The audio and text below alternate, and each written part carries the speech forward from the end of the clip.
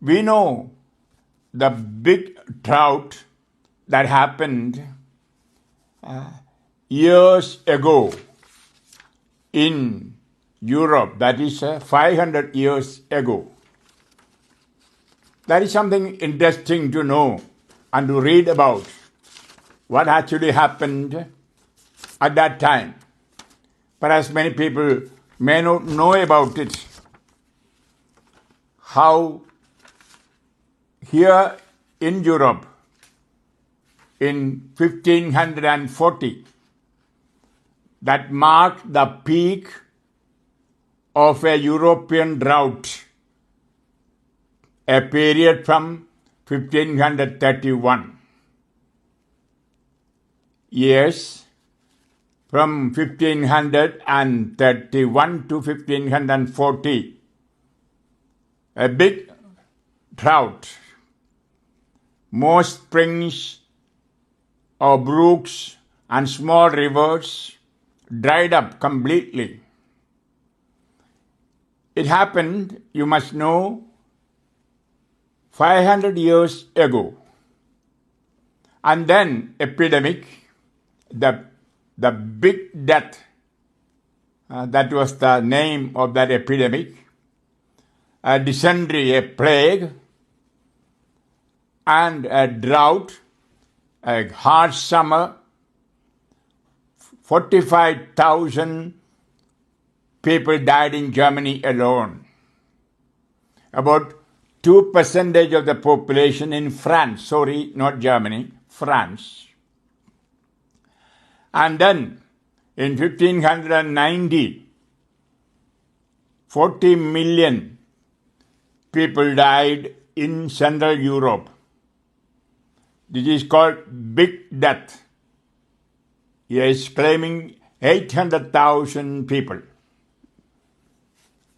And it was that time there was arsonist fire. Perhaps you have heard of arsonist fire.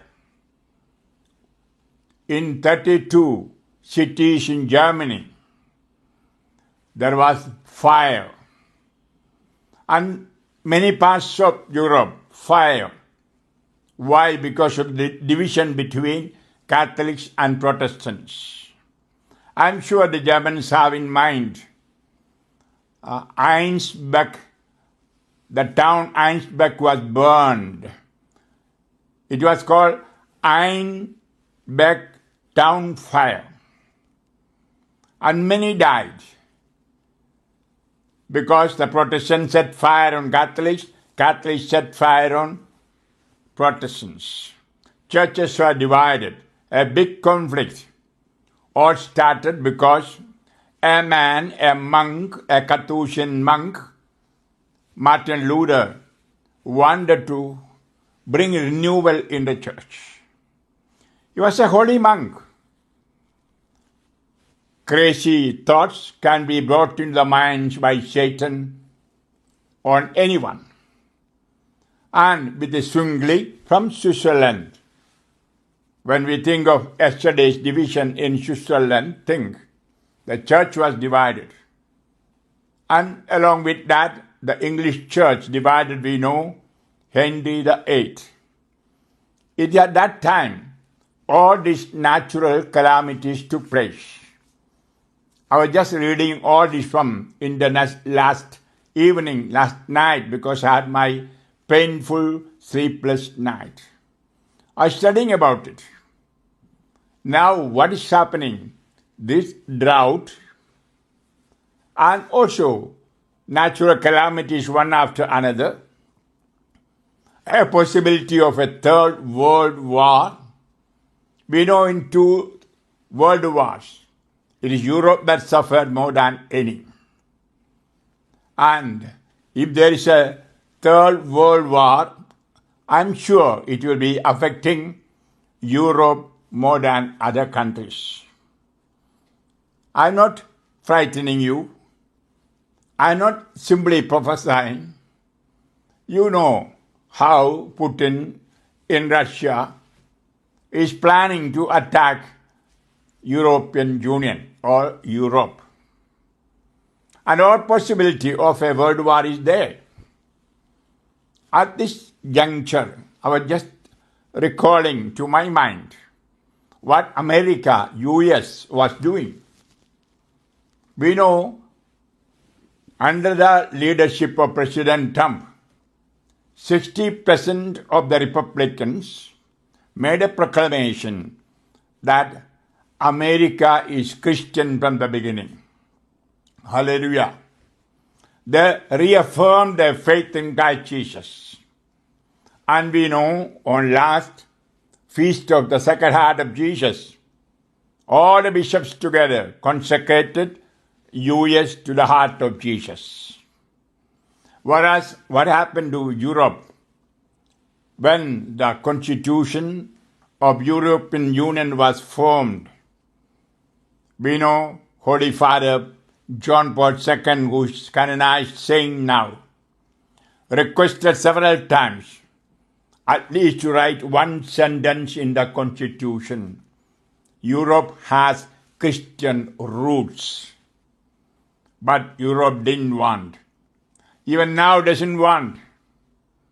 These are things we have to recall and perhaps repent and come back to the Lord.